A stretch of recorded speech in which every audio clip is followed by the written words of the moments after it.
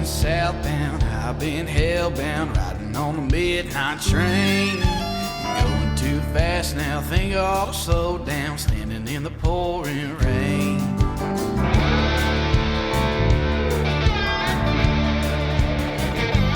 What's going on, guys? Hey, Tony here with the One Hell of a Life podcast. Tristan's out tonight. We always talk about the reality of everything, and the reality of tonight is that the boys' unbelievable Chevy truck has issues, but it's not because of Chevy. It's because of the place that tried to install spark plugs that didn't tighten one of the plugs that just popped out while he was an hour and a half away. So we'll pray for him, and been there, done that. But more importantly, you guys, tonight, pretty cool, man. We got Brice Williamson and his son, Brice Williamson. Both of these guys on the podcast with us tonight. We're going to dive into some really cool stuff. We're going to talk about, I know we had an incredible time down there, and I'm sure they had a great season and a lot of stories to tell. But, we also want to dive into you guys, what else they do down there, because, fishing season's on us right now. Everybody's got that itch. There's hog hunting to be done, but there's all kinds of things that you can plan for coming in the future that these guys do. They do fishing, scalloping, gigging, gator hunts, waterfowl hunts, hog hunting, so you name it. But Chris, Brice, you guys, thanks for coming on tonight. Absolutely. Thanks for having us. Awesome stuff. So, diving right into it, man. What's it been like? Let's just talk about what it's been like since the waterfowl season was over. I know, Brice, you said you finally are able to get some sleep. Yeah, that was once the season ended, I was able to actually sleep in a little bit. During the season, we don't ever really get to sleep a whole lot, so but we still love it. So that's right. That's why we do it, right? Mm-hmm. Oh yeah, good stuff. But yeah. So I'm more fortunate. I get to have a little bit more sleep since I pretty much manage the operation now. I don't get a chance to guide like I used to, but right. Anyway, yeah. Bless their hearts, man. They lose a lot of sleep during duck season. So. Right? Isn't that one of the when we always talk about it with our buddy Cade in Arkansas too. It rings true with no matter what kind of guide service that you have. But it's kind of like when you watch a football game, everybody always talks about Mahomes or whoever it is, but they're not talking about the guys that are sitting there doing the blocking.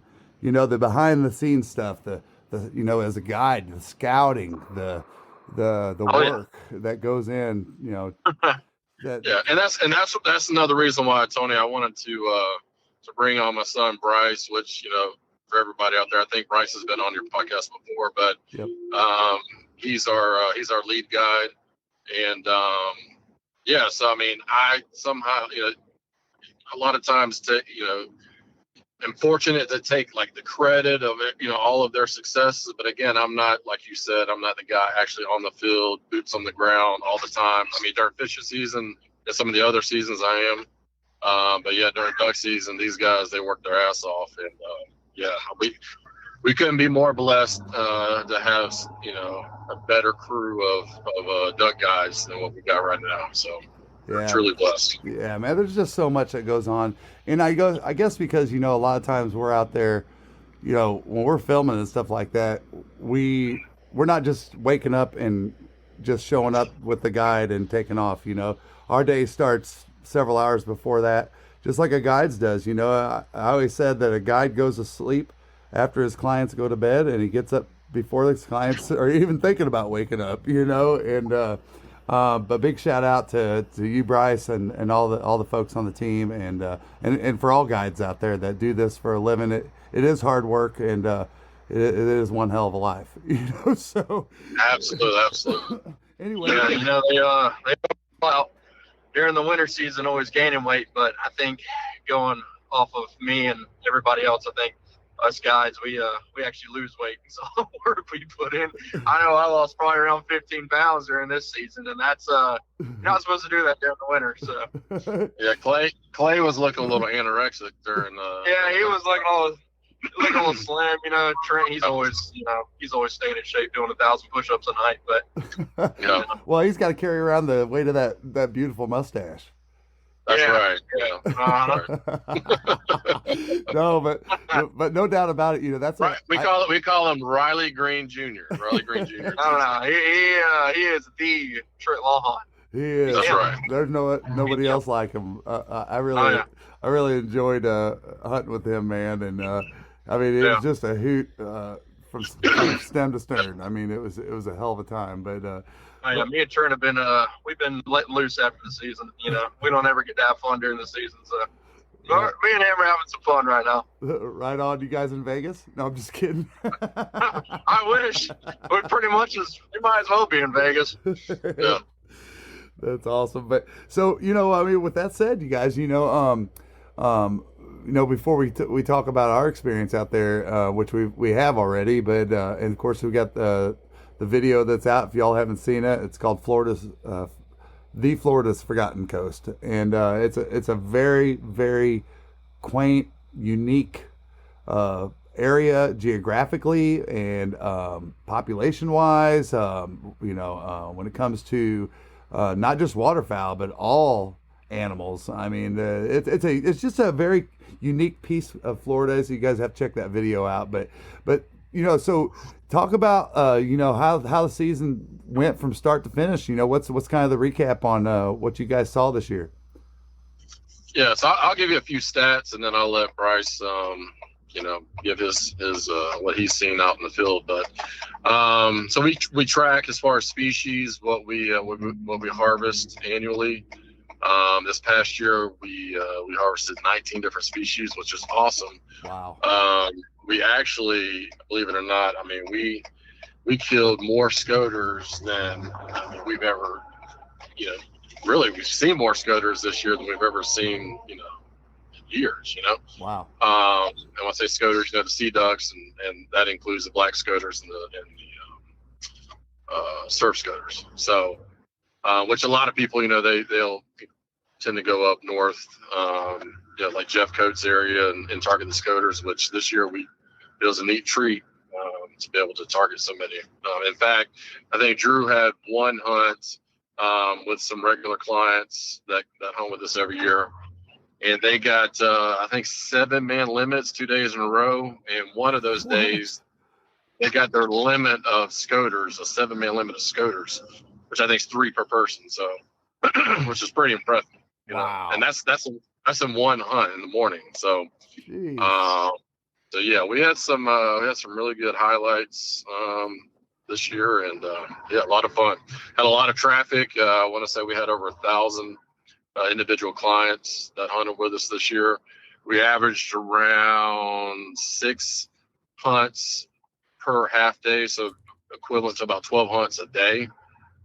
So if you do the math, I mean that's another reason why the guys don't really get a chance to sleep that much, because they're literally hunting from dark to dark. I mean, it's so before the sun rises until after the sun sets. I mean, they're just humping it. Right. Right. Yeah. Wow.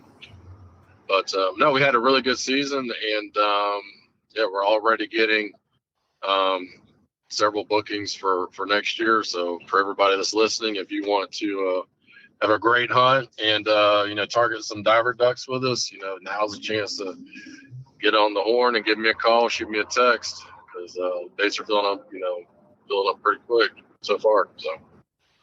Wow, man, that's awesome. And and without even diving into our whole experience there, probably one of my favorite experiences was actually, I think it was the first evening that we went on a redhead hunt, and we're filming and everything, and there was like 3 or 4 young boys that were with us or whatever, and man, I think the first group that came in, one of them smacked down a bluebill, and they'd never seen one of those up close, and then we had remember that one real good group that we had in, we knocked down like 4 or 5 of them. I think it was like I think it was all Drake's redheads. Yeah. And man, I still today, that was like the most special, one of the most special parts to me, because I was looking at each one of those kids, and they ranged from like, I'd say 8 to 12 or 14 or something. And you just saw it. You're just like, yep, they're locked in. They're gonna make some lady proud. But no, that was awesome. But Brice, what was it like for you, like boots on the ground, out there, and forgive me if I'm jumping ahead of you, Chris, but what was some of the things you saw out there yourself as a guide that kind of did it for you this season? Yeah, this year I will say, to begin the season, it was actually kind of slower than it usually has been. Usually we get quite a few different species during the first week, but the first week was kind of slow for me and of the other guys too. And then towards once the first week ended, we got another push during the split, and then right there from Christmas time to the end, it was game on. I mean, I think this year we had more of a Atlantic flyway than we had a Mississippi flyway. Mm-hmm. Because a lot of the wind we had this year come from the east. And whenever we get a lot of an eastern wind, blow those scoters and those Atlantic ducks over to us. That's why we shot black scoters, surf scoters, stuff like that. More bluebills. Didn't see a whole. I mean, we saw redheads, of course. We shot redheads, but we didn't get the redheads we usually get towards the end. I think that was when we started getting more of a western wind. I think we started. And we also saw 2 harlequins too, by the way. So what? Yeah. When I tell you we had a crazy migration from the Atlantic, I mean, that's the most I've seen scoter, just like weird stuff on basically sea duck wise than we've seen in a long time. Like usually it's the complete other way. Usually we get more of a Mississippi flyway, turtle duck, stuff like that. But this year it was more of an Atlantic. And that's what me and Trent were kind of talking about after the season. I was like, man, if you think about it, I mean, we got more east wind than anything. I mean, we got more of that than anything else we got. So that's the reason why we shot so many scoters. Man, that's wild. I didn't realize, but I guess, if they're on a flight and they get off path and the wind's blowing to the west from the east, the next thing I guess if you're a scoter is you're like, well, shit, I can't land here. Kind of like Forrest Gump. You're like, I've went this far, I might as well keep on going.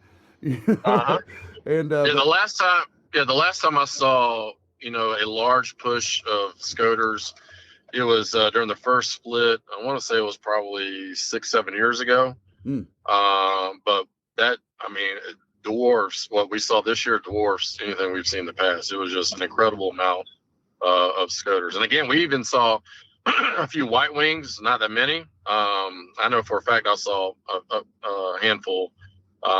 We weren't able to bag any. It was unbelievable. So. Wow. And I think, I didn't really understand the whole scoter thing. And we were out on Jekyll Island, me and a couple friends, and we're out there and cruising along or whatever. And I'm like, dude, what is that big black thing? I'm looking at it and I get out my binoculars. I'm like, dude, it's got a candy corn or something on its beak. I'm like, what the hell is that? I'm looking at it and I got on my phone and I'm like, holy shit, that's a Drake freaking black scotter. And I'm like, all right, dudes. All right, look, we're going to stalk this thing. And so we went over and pulled over into the bank, and the tide was down right along the edge, and that sucker was within shooting range. I dropped them off, and they were over there like a couple freaking Vietnam warriors. And dude, through the trenches, and next thing you know, boom, they shot that thing. And I was just surprised, number one, how cool looking they are, but number two, how big they are. Yeah, and they're very tough too. They're very hard to knock down. Very thick skin. So that thing was definitely bigger than any big mallard that I've shot in Arkansas. It was not by a whole lot, but it was definitely bigger than your standard big duck for sure. But that's cool. We also shot a lot of surf scoters this year too. Like not a lot, but we shot quite a few surf this year. Nice ones too. Nice plumed out surf scoters. Oh, yeah. I was never able to shoot a drake, but I shot. I had to shoot 2 hands. I think Trent, he shot quite a few drakes. Yeah. Nice. What about, do you guys ever get into probably the number one, it's probably the number one or two on my list, is, dude, I want a red-breasted merganser drake. That is, Oh yeah. Dude, do you guys Yeah. ever shoot those?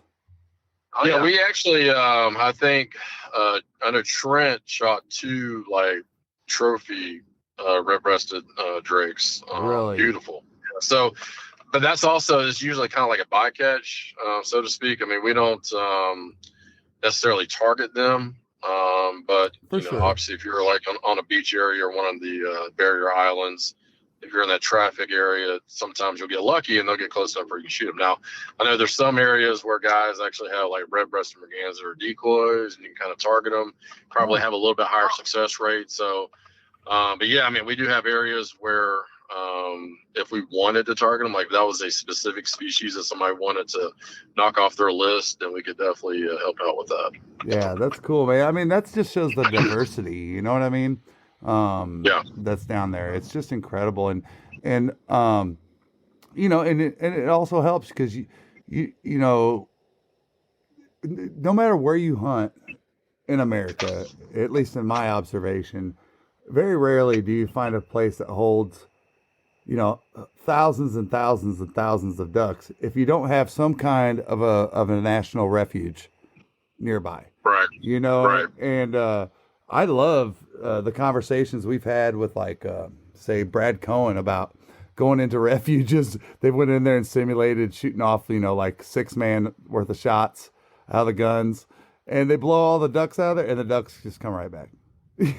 So, Yeah. you know, Yeah. but the point is that it plays a vital role in everywhere that we hunt.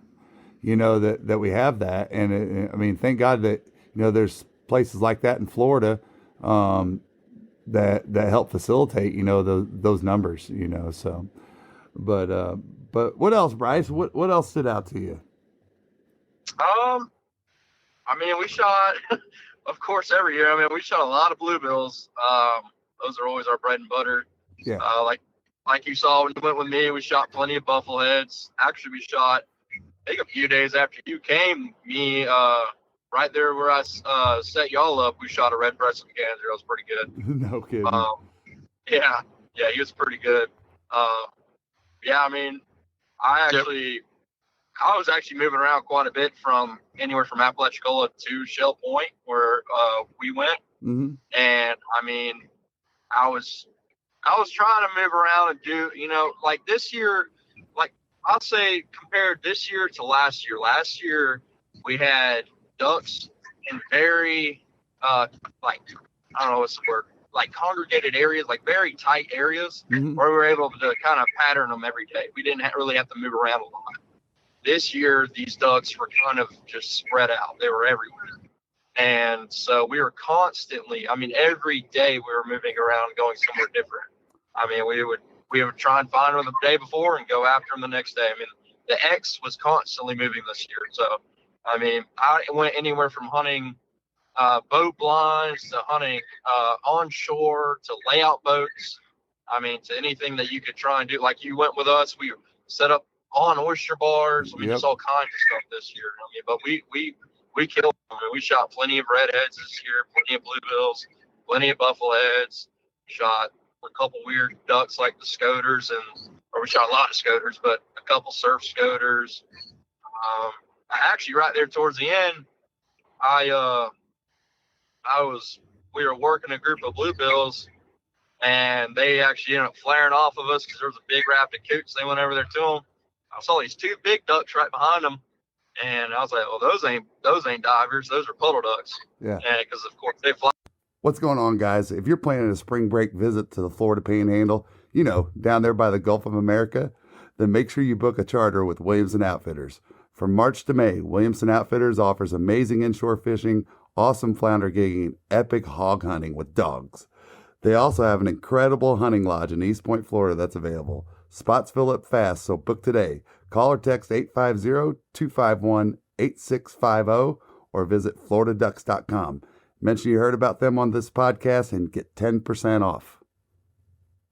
A little different than the divers do. So I was like, all right. I was like, let's get everybody down on the bottom of the blind. And it was two coming right to us, and they started to climb up, and they're trying to work down with that wind. And as soon as they turned to work down on that wind, I saw there were two Drake pintails. I was like, "Oh, buddy, we're about to get on them right here." Yeah, I saw that, and I'm about to shit myself. I had a guy that ain't ever duck hunted before in my boat. He got a little excited and shot at him and flared him. Oh, About 70. shoot. But, yeah, I was a little upset, but it is what it is at the end of the day. But yeah, we saw a couple weird ducks. Clay and we shot one band this year. Clay, one of the guys, he shot we shot the only band this year actually. It was our first hen that we've ever killed that was banded. It was a hen redhead. Yeah. Wow. Yeah, we normally average around 3 to 4 bands a year as a collective. And this year, it started getting later and later in the season. I'm like, guys, we're kind of in a drought. Because normally, like right off the rip, like, somebody will shoot a band, and then throughout the season, we'll shoot a couple more. But yeah, kind of later in the season, January, that's when somebody in Clay's group shot that hen redhead. It's pretty cool. As you're talking about how you had to move around a lot more this year, Brice, and I asked both of you this question, have you seen a trend with that at all? Or, because here's where I'm going with this, and I know this is a loaded question, but, obviously the ducks follow the food, right? And the food follows the food, from the plankton to every crustacean to fish, blah, blah, blah, blah, blah. How the whole bird to the bees, the whole story goes. One thing affects another. Have you guys seen that before? Or is there a norm that you've seen? Like it is more sporadic, or last year they were all huddled up and that was unusual, or what's your takes on that?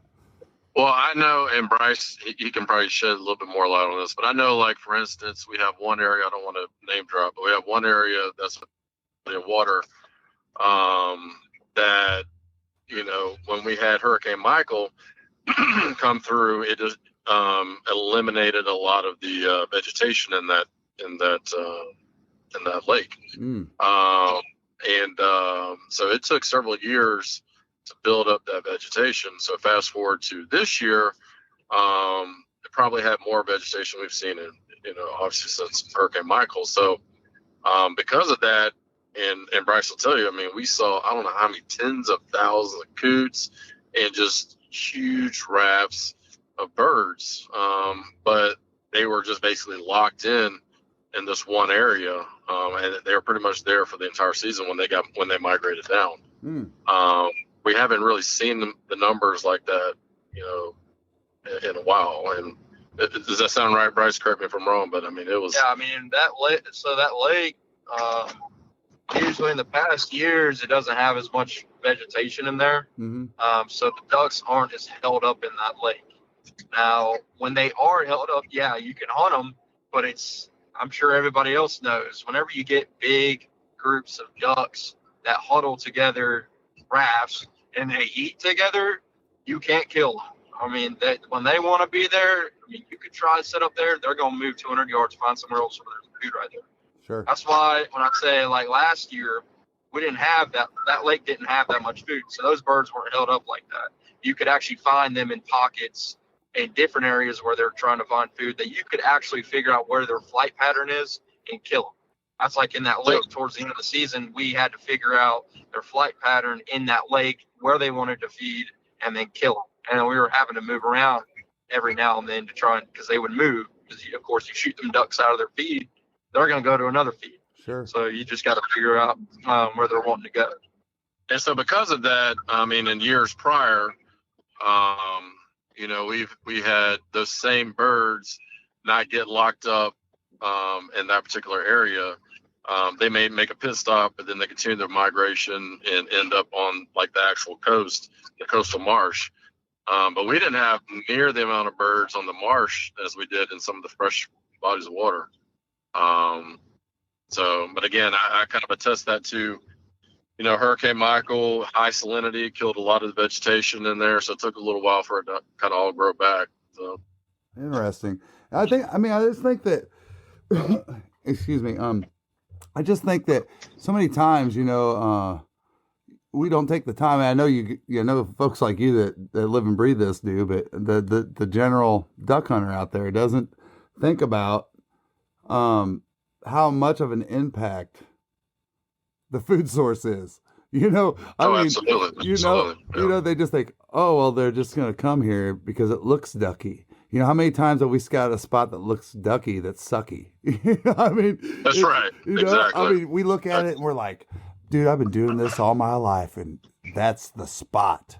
And then you sit there and never see a thing because everything's not going right in that body of water to create the vegetation or the crustaceans or the fish or the frog, whatever it is that the ducks are after. It's just crazy how that impacts so much. The other thing that I was wondering, and forgive me spinning off to the side here, but when we're talking about the larger piles of diver ducks, in your observation, and I'm tying this to something that I saw,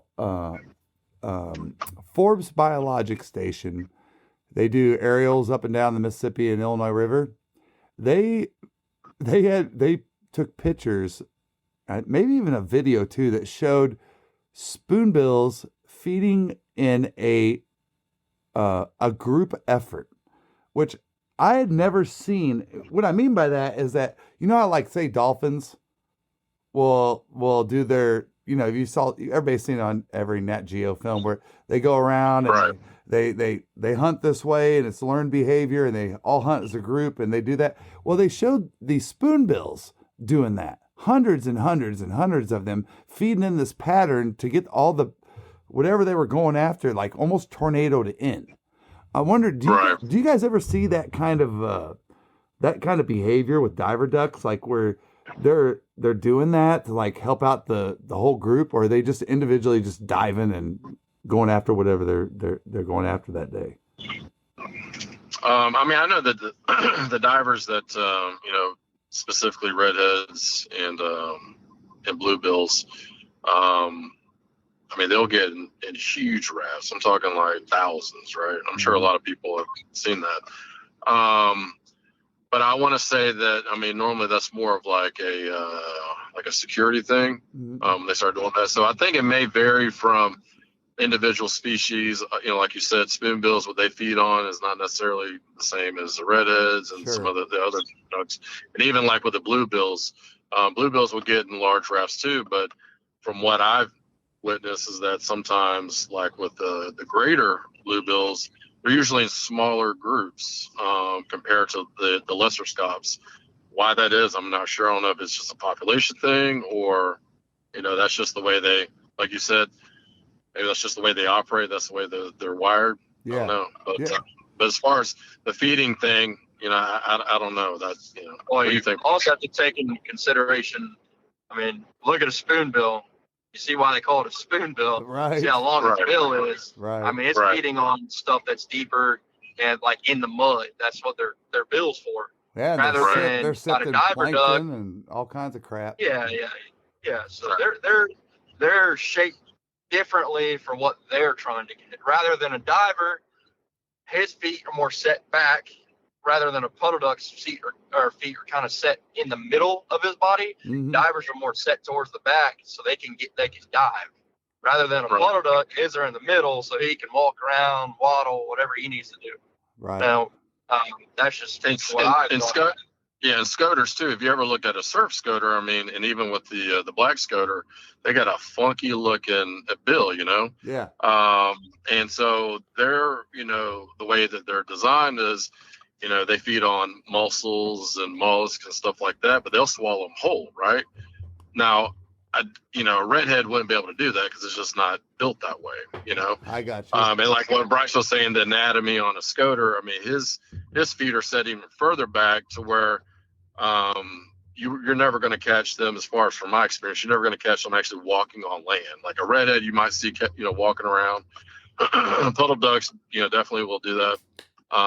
But a scoter is, it's just not going to happen. So again, we saw some areas where, you would see predominant scoters feeding in a certain area, and that's because, again, there was probably a lot of mollusk and, shellfish and stuff like that that they would feed on, compared to, snails or something else that the redheads may be feeding on. So, but that's also the really cool thing about our ecosystem we got here. It's so diverse that, that's why we see so many different types of birds, Right. And also kind of being sandwiched in between the two flyways. We're kind of like smack dab in the middle between the Atlantic and the Mississippi flyway. So like what Brice was alluding to, depending on what the weather patterns are, and what the population of the ducks are, we'll get certain species that'll bleed over, into our area, or sometimes it's kind of a mix. But it was pretty neat. And we even had opportunities on snow geese earlier this season too, that we weren't able to capitalize on. So Nice. I know you guys had a pretty good streak going with the snow geese thing. I remember you saying, I don't remember how many years it was, if it was a couple of years in a row or what it was, but yeah. I think we shot like 15. Obviously, it's nothing like Arkansas or something like that. But I mean, for us, the Florida coast, that's pretty cool to shoot a snow goose. Yeah, normally you can tell they're lost; they're way off the beaten path. But you normally shoot them.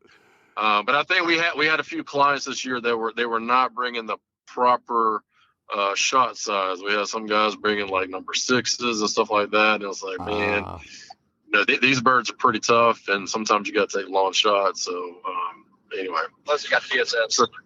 Right. Well, I mean, and that brings up a great point. I mean, it's worth a few seconds of talking about it. Is, what does that look like? Like, what do you tell your clients to bring when you talk to them? Like, what do you recommend? So I'm pretty OCD when it comes to communication. So I literally, from every year I learn a little bit more as far as what the clients are wanting, what they're needing, what requests they have, and that sort of thing. And so I'm constantly, we're trying to evolve as far as what we communicate to our clients. Anyway, long story short, I have like a checklist that I text to all of our clients when they book. Also have a link to our website that basically has like a FAQ page. So frequently asked questions, that I'm constantly getting, things that we kind of take for granted that we already know. There may be somebody who's kind of getting, that's new, that's getting into waterfowl, and they don't know. So anyway, to answer your question, we'll send out a text and, hey, make sure you bring your waders, make sure you bring, we recommend like number 2 to number 4 shot. Obviously it's got to be non-toxic. Try to be, bring 3-inch, as far as choke size, modified to full choke, and so on and so forth. So we try to give them as much information up front, as possible, so that way they have a, higher success rate as far as, the probability of them having a successful hunt is that much higher, because like what we tell everybody, we want you to kill ducks worse than you want to kill ducks. Right. These guys, they live and breathe it, and they want you guys to have a successful hunt. And so in order to do that, we got to make sure that our clients are fully prepared to the best of our ability and their ability before they come. So that way they can have the successful hunt. So, man, isn't that Chris? And I'm going to interrupt you, but man, this just hit me because I actually went through this in my professional career, and I kind of changed the dynamic thinking of a company that I worked for, and I think you nail it on the head, and that is it's proactive customer service. Is right, what it exactly. is. It is. Sometimes they don't. So let me give you the example, and I don't want to bore anybody, but the quick example was this: we had a customer that we scheduled the service for. I won't get into any of it because I don't want to label the company or anything. We scheduled a service for it. I got a call. The phone rang to the office, and the lady was screaming why nobody was there yet. And I heard one of my staff talk to them, and his reply was, "Well, we didn't tell you when we were going to be there. We just said that we were going to start on this day." Well, in her mind, it was the day starts at 8 a.m. and it's 8 to 4 in her mind. Well, so right. Long story short with that is that my staff were all joking around about how they said, some customers are just assholes, or whatever. And Right. it hit me right then. And I was like, man, what if what if we included that when we sold the job, that let's eliminate this from ever happening again and turn this into a positive and be proactive about how we can be better serve our customers is the long story there. And that's exactly what you're doing with that, Chris. And I think it's important to highlight that because, I mean, it just, as it makes the experience so much better for the customer. Yeah, I mean, that's relative to any industry, any business. I mean, that's just basic business 101. I mean, communication is paramount, is key. And that's, for any business to be successful, you've got to have good communication with your clients, whether that's, like I said, making sure they're informed, and just simply having, somebody that's available. Like in our operation, I'm basically the lightning rod. I'm the go-to person. So my phone is on 24 hours a day, 7 days a week. Brice will tell you, I've got guys calling me 2:00 in the morning and I'm answering the phone. I mean, it sounds kind of crazy, but I'm not surprised. there's so many different dynamics to running, any particular business, but the thing is you have to be available, and some people aren't willing to do that. And so unfortunately you have situations like that where they just, they have kind of a lackadaisical kind of approach to it. And I don't know, that's not how we operate. And I think that we can attribute that to another reason why we're so successful, and that we are able to retain our clients like we do. And again, we're upfront and honest with them. And, there's even, kind of going back to last year, we had some days that we had some clients that were booked and some of the days were slow. And I communicated that to the clients. I'm like, hey, look, I'm just letting you know this is, we're only as good as the information from today, like the present. We can't go read the future, obviously. But based on today's information, how things are going, the hunts are slow, so on and so forth, and give them the option to, either reschedule, or, give their money back, whatever. Right. And so, and again, we want to make sure that it's to the best of our ability that we meet everybody's expectations. And again, that's the way it should be across all industries, is people feel like they're getting what they pay for. And again, not every hunt goes as planned. Sure. You're hunting a wild animal and you got Mother Nature, and there's so many different variables that affect the hunt. But as long as you're communicating to the client, like, hey, look, this is what we see, make sure we're all on the same page. So that way we do meet that expectation. Sure. No, I just think, I think a guy or a woman, they could run a business and be doing all the right things and, just not even think about, what can I do proactively to help, make it a better experience for my customer.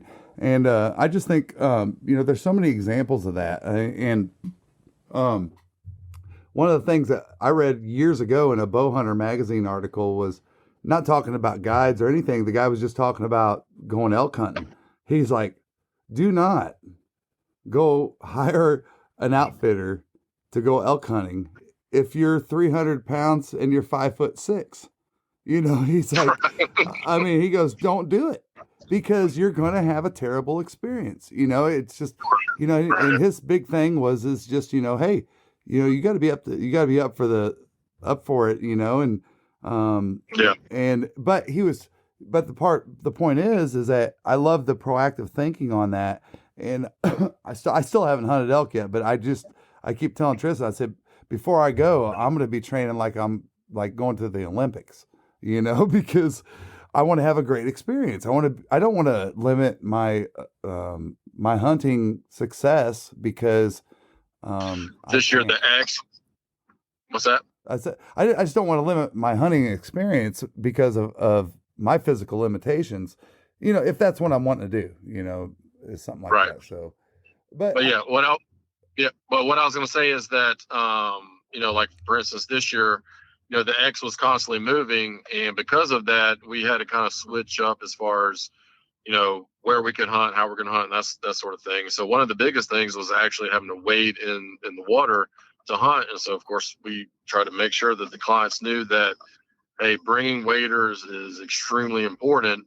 But we already knew that some clients may, we have one point of contact. He may not distribute that to the rest of the people as groups. Anyway, we would basically stock waders at our lodge, simply for the fact that even with us telling them, hey, you need to make sure everybody in your party has waders, and you always got that one guy like, hey, Joe, he forgot to bring us waders. Well, I'll tell you what, we got some waders for sale right here in the lodge. So it's kind of a win-win situation. He gets to get waders, and we get to profit off of that a little bit, So, yeah. So shout out to Frog Talks too, by the way. I know you hooked me up one time. We actually ran out of waders, and you were able to ship me some Frog Talks. So yeah, shout out. Thank you. No, they're a great company, man. We love them, and we love them for investing in us and letting us. We're fortunate to do what we do for them. That's for sure, man. And but no, man. I just not to go too far down that whole hole of everything, because one of the things I wanted to talk about tonight was,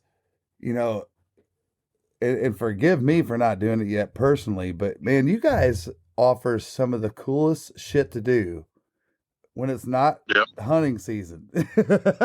So, talk about what you guys got coming up, like really quick, and why. And because I know some of the stuff is seasonal, like when you can catch the best this, or, the best time to target this fish, or that kind of thing. And we're getting ready to hit full force on the fishing season. That's right. Why don't you go ahead, Brice?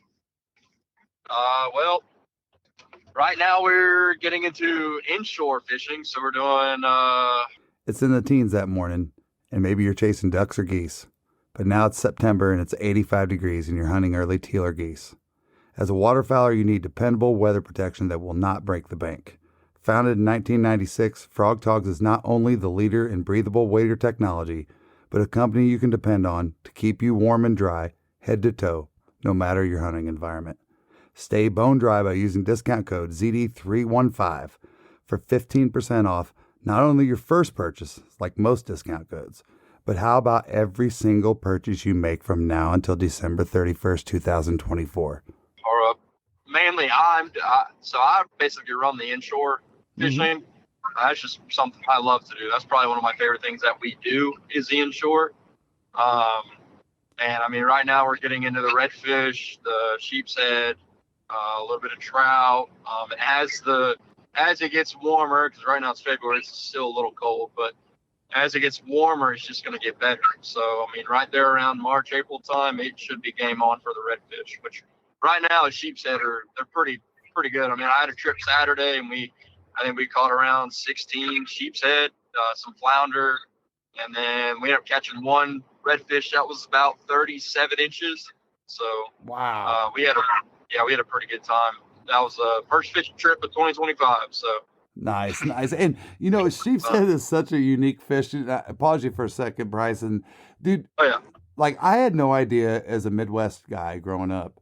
When I moved to Florida and I saw a sheep's head for the first time, I was like, what's wrong with this stupid thing? Like something's wrong with this fish, dude. I ain't eating that, because it had teeth like me and it was smiling at me and shit. And I was like, dude, this fish is freaky, and then my buddies over there, oh, dude, they're so good. They taste so awesome, all this stuff. But honestly, like if you're a freshwater fishing guy or gal and you're up there, you're not around the coast, you don't know what a sheep's head is. Brice, tell them a little about the sheep's head. So it's got stripes, black and white stripes like a zebra all the way down it. Yeah. It's got a body of, I don't even know what it really has a body of. Basically a really big bluegill, but it doesn't look, it's got the shape of a bluegill. Like a panfish. But it's a black, just a panfish. And it's got black and white stripes, and they call them sheep's head, because it's got teeth like sheep, like human teeth almost. And they have them teeth, so like whenever you fish for them, basically how you catch them, you'll feel them peck at it, just peck, because what they're doing, they're using their teeth to kind of eat like we do, just kind of chip at it almost. And you have to wait because I was telling them Saturday, I was like, you have to wait till they actually swallow it and run with it. If you try and set the hook while they're just picking at it, they're not holding the thing in their mouth because they don't have a very big mouth. So you basically have to wait, let them grab it, and start running with it, and you set it as hard as you can because their mouths are very hard. I believe it. Yeah. I believe they're just a cool fish. I just wanted to talk about them real quick because I think a lot of people know what a redfish is because really it's the saltwater bass, right? In a lot of ways, and it's just a predatory fish. And but man, that was just one of the things that freaked me out when I first moved to Florida. I was like, man, what the hell is that? You know, it just looked like I would put it on the top 5 list that when God was creating animals, like it was a mistake. You know, like the platypus, the sheep's head, and a couple other animals like that. But anyway, you know what's cooler than the sheep's head though? What's that? That's the triple tail. The triple tail, yes. So triple tail season, of course, we specialize in triple tail fishing, and so we normally gear up for that around May 1st. So that's more of a summertime fishery. And so anyway, triple tail, they're migratory. Right now, they're hanging around in the Caribbean, South Florida, slowly starting to make their way back up here to North Florida. So during the summer times, we get triple tail to migrate up here, and then of course they start to spawn during the summertime. Anyway, of course, for people that again, Midwesterners, guys that haven't actually seen a triple tail, of course you can Google it and check it out. But what we basically equate that to is like crappie fishing on steroids. So I'm it's looking like at pictures right now because I didn't so want to sound triple tail stupid. is just like a big giant brown crappie that tastes amazing. So market value on those usually are around $25-$35 a pound for triple tail. Wow. It's amazing fish to eat. And during the summertime, we wear them out. We catch them in 10 to 12 foot of water inshore. And I mean, last year then we caught 3 over 25 pounds, which is huge. I mean, these are massive fish. So yeah, that's a lot of fun. And people love to catch those. So, man, I was just, as soon as you started setting triple tail, I was like, man, what do those fish look like? And I Googled it and I'm looking at these pictures and I'm like, holy shit, dude, look at these things. This is a big fish. Yeah. And unlike a crappie, triple tail, they have a gill plate, right? That is serrated. And so if you're not careful, what I tell people, of course, they also have teeth and they got really sharp fins. So if you try to handle one, not knowing how to handle it, it's like trying to handle a bag of razor blades. You're going to get cut if you don't touch it right. So very neat. You can still know how to handle them and get cut. Yeah. Trust me. I know. Yeah. So it's kind of a prehistoric looking fish, but again, it definitely, has that crappie vibe to it. So that's awesome. What's a limit, or how's that run on those? So it's 2 per person, and has to be a minimum 18 inches. Now, of course you can catch as many as you want. It's just, you can only take home, 2 per person. But again, these fish can, get really big. Cause you got to also think if you're looking at a picture of it, the girth on them, they're not unlike a redfish that's real long and skinny. These things, the longer they get, the wider they get, right? Yeah. And so there's a lot of meat that you can harvest off the triple tail. So that's awesome. So what other kind of fish species do you guys go after down there? I mean, and when you're doing the inshore fishing.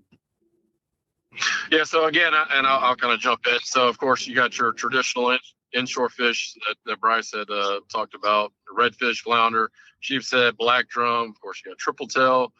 And once we get into the warmer months, we start getting large schools of mahi that kind of get what we call near shore, close within 9 miles.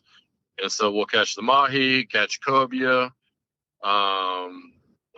You got mangrove snapper. There's a large variety of different fish that we can put you on. So. Wow. Nice. Now, so, and forgive me, Chris, for just probably not doing my research, but if I'm wanting to come down and do a fishing trip, either individually, or with a group or anything like that, do you still is the lodge available for that kind of stuff too? Or Absolutely, yeah, okay.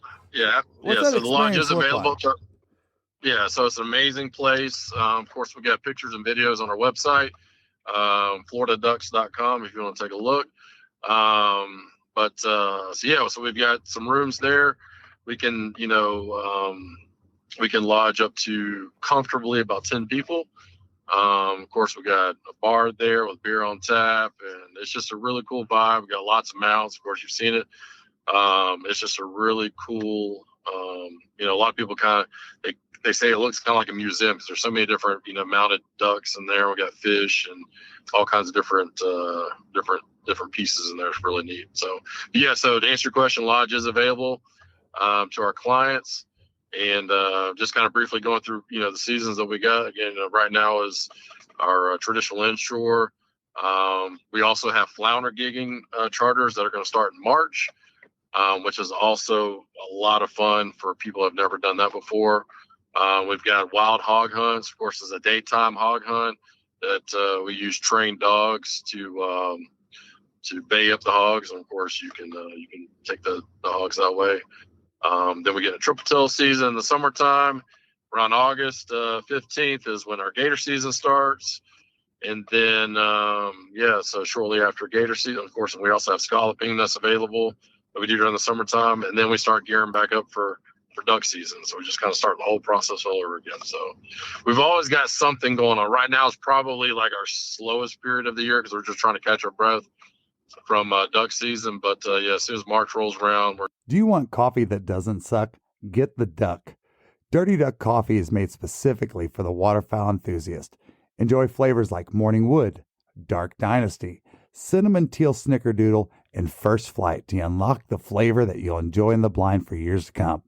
Our friends at Dirty Duck Coffee Company are now offering all Zero Duck 30 followers a 15% discount when you use code ZeroDuck15 on your next order. we're just wide open again. So Got it. And I don't want to keep you guys too long tonight and stuff because I know you guys have had one hell of a life today. We were talking that's a little right. bit off. Exactly. We were talking a little bit off air about that, Chris. But one of the things that we started with our listeners is basically it's a listener question. So we were kind of going through those tonight, and we just don't mention their name, but Jimmy's from West Virginia. He says, how much does it cost to go catch a gator? How much does it cost? Well, that's all dependent upon the size of the gator. So what we charge, and again, so all your listeners understand, we don't have any private land that we hunt on. Everything's public land, right? Yeah. So basically the sales pitch is $1,000 for a guide fee, and that covers two people.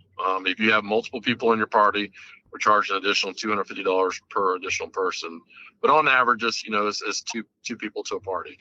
So $1,000 covers your guide fee. If you don't have your own tags, which anybody can apply for tags as far as gator tags in the state of Florida, but if we provide the tags for you, then we charge $100 per foot of the gator that's harvested. So, for example, if you kill an 8-foot gator, you're looking at around $1,800. Now, if you want us to process the gator, that's an additional fee. It's about $20 a foot. Then we can also do the taxidermy and the whole 9 yards. So it really just kind of depends, again, what size gator you actually harvest. And, if you want us to process the meat, and if you want taxidermy work done, so on and so forth. So we can do everything turnkey from start to finish. So, yeah. Hopefully that answers the question. So. Yep.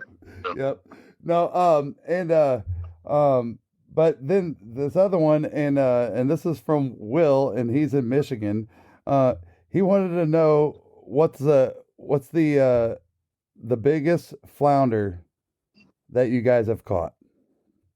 How about a Brice? Caught or gig? I know there's a little What you do better? Well, if you're from Michigan, you catch things. So you probably don't know how to gig anything. Probably don't know how to gig anything but a frog. So sorry. Will. Well, hook and line, I caught one last year. Biggest one I've ever caught on hook and line. It was, I never really got a weight on it, but I'm going off of previous flounder I've gigged. It was probably around, I want to say 6 pounds. I mean, it was pretty big. Jeez. Wow. Yeah, he was pretty big. That's crazy. Like, he was 26, 27 inches, I think. Somewhere around there. It could have been 25. I know it was somewhere right there. Nice. It cracks me up that when we put these questions out, it really kind of just shows like what people are thinking about, because, I know you guys so closely on the waterfowl side, but you guys have so many customers that you guys spend the other 9 months of the season, providing all these different services that you guys do. And I sometimes forget about that. And I just think it's funny that, the two questions that we got were both related to something other than waterfowl. Yeah. I mean, the gator hunting we get calls and clients from all over the United States, as far as Oregon, Michigan, Wyoming, the Northeast, Boston. I mean, of course, us living in Florida our whole lives, we kind of take gators, and some of the things we encounter, we take it for granted. But these guys, they've never seen that before. I mean, it's kind of like with us and boots and things like that they probably see. We don't see that shit down here. So anyway, but yeah, it's a really cool experience. People love that, and we're really fortunate and blessed to be able to provide that experience to these people. And it's fun. Again, it's just as much as fun for us as it is for them to be able to watch their faces when they kill a gator. I mean, in fact, kind of going over the gator hunting thing, we killed, I think, 46 gators in total this past season. Largest being a 13-foot 1-inch gator harvested by our really good client, Mr. Jason Weeda, and our guide, Captain Trent Lawhon. Keep in perspective that the state record for Florida, I think, is like 13.6. It's a and monster. This was 13-foot 1. So that was a big gator that we harvested. So dinosaur. Anyway, Mr. Jason works for the governor. He's now chief of staff for Governor DeSantis. Really good client of ours. And he's going to get the entire gator mounted and put it in the governor's mansion. So we can't wait for that to happen. Wow. That's super cool. Yep. It'd be like, hey, don't forget where that came from. Exactly. That's awesome, man. Man, you guys, like I said, I don't want to keep you on here all night, but man, I really appreciate you getting on here. I will just say, just from my own experience, and Tristan would say the same thing, is just everything you guys do there is first class, in my opinion. And from stem to stern, like I was saying before, I mean, it just, you make it a great experience. And I really appreciate everything you guys do, and really appreciate, Chris and these guys are a sponsor of the podcast, and we certainly appreciate that so much, Chris. And we look forward to spending more time together out there on the water, or where in the boat, or in an oyster bed, or wherever we're going to be, Brice. Oh yeah, that's right. That's right. Absolutely. And like I said, appreciate you guys. And if anybody has any questions, like I said before, my phone is always on. Feel free to give me a call, shoot me a text. My phone number is 850-251-8650. Or you can go to our website, floridaducks.com. That's ducks with an S. If you have any questions, feel free to holler at me. Yep, and that goes the same for if y'all want to hear it straight from our experience there. Give us a call. Tristan and I are available all the time. Message us online. We'll be glad to give you our input. Thanks a lot, you guys. And also another shout out to Dirty Duck Coffee. Boom. They Dirty Duck Coffee. Mm-hmm. Yeah, they hooked us up for the veterans hunt. That was awesome. So. Hey, thank you. Hey, Buck, Jay, you guys are awesome over there. Another big supporter of what we do here, and you guys, if you guys haven't checked them out, man, Go get you some morning wood. That's right. It's some good coffee, brother. Really good coffee. It is really good coffee, man. They got so many great varieties, some great merch, and I just love everything they're doing. There's a great history to what they're doing, and I got to get those guys on the podcast again very soon. So. Yeah. And I just placed another order too. I ran out, so great coffee. That's awesome. Yeah, the only big things to come for those guys. They're awesome. Well, guys, thank you. Be safe. I know you guys are running right now and traveling, and thank you for taking time out of your evening to spend some time with me.